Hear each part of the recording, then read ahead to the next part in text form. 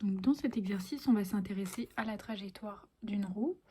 Donc dans un premier temps, on nous demande de calculer le Lagrangien. Donc pour ça, on va utiliser le calcul symbolique sur Python. On va également utiliser le calcul symbolique pour montrer cette équation.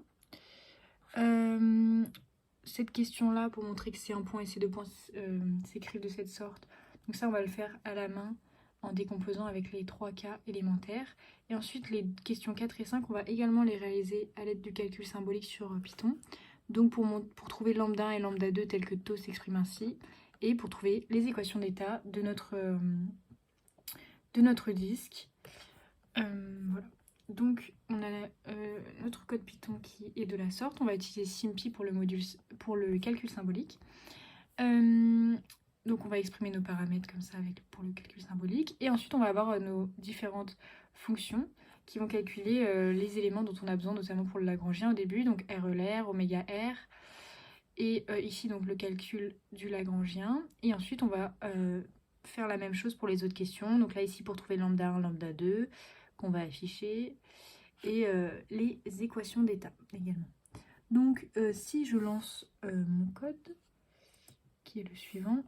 Donc voilà, on va avoir donc l'expression de R ici, de oméga R, et donc du Lagrangien ici. Voilà, L. On a l'expression de taux, et alors ça c'est la simulation. Et on va bien avoir nos équations d'état ici. Donc voilà pour le calcul symbolique. Et ensuite pour la dernière question, la question 6, on nous demandait donc de générer la trajectoire du disque. Et donc la trajectoire est la suivante. On a juste un léger problème pour l'affichage de la roue. Donc elle est ici en noir, donc elle ne s'affiche pas bien.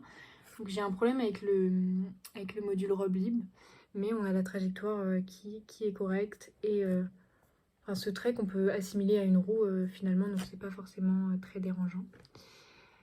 Et donc voilà, on a une trajectoire qui est quasi circulaire. Et juste au niveau du code, donc on va dessiner ici la roue.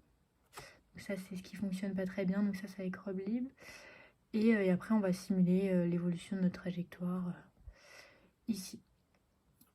Et ça nous donne bien une trajectoire quasi circulaire.